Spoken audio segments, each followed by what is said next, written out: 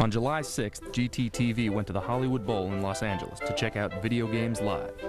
Video Games Live is a concert celebrating the finest achievements in composing and scoring for video games, from the 8-bit era to the present, all played by a symphony orchestra. It's kind of like a live interactive video game all going on at once with a symphony and rock concert special effects and a stage show. It's insane. And I just think it's really funny that we're standing here in the Hollywood Bowl with the LA Philharmonic about to play video game music. It works really great in games, it really works great behind the cinematics, but it's like any kind of really good film score. I think you can sit and listen to it as a piece of concert music, and it's a really great experience. I mean, it shows that, you know, the audience for video games is not just a sort of niche nerd market. It's part of the fabric of our culture. Damn, I thought you were going to say all the attention's given to me.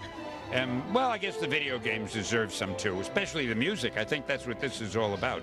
I think as games get more popular in general, you're going to see more events like this where the creators, the designers, the composers especially, are really recognized as being true artists. I'm hoping there'll be a lot more of this kind of thing. I think it's going to bring games music into the same sort of level of respect that film music has been getting. It's an absolutely pure form of expression for me, so it's way less restrictive than working in film and TV, which is why I decided to do it full time. There's a great difference, and game music is as a non-linear experience. I'm an incredibly musical guy. You know, when I was a kid, you know, this theme has to be able to go here or here or here.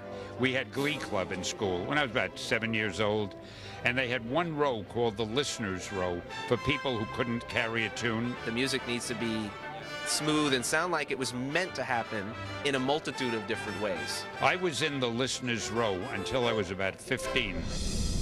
We're trying to write music that will adapt to what the player's doing, that will change, that will be dynamic. That is an aesthetic and musical puzzle that no one's really ever approached before and probably hasn't really solved yet. We're still all the composers here are working on solving that in a really good way. That's something that we've actually been sort of working with gaming, is how can we in real time make a choice to have the battle sequence be scored so that your sound effects go away and you're just hearing music. I think if you can just add a little bit of music with you know, a patch after launch, it seems like you get a high bang for the buck return on that. You know, you might have to send out a couple megabytes of data to get some highly compressed music in there, but that kind of addition, you know, it really yields high dividends in terms of a cool factor to have something really neat that kind of refreshes the atmosphere of the game. Have you done your Postal 2 Apocalypse Weekend trailer yet? No, we have. Well, we just host the media, so I believe we have that trailer. You do, Vince.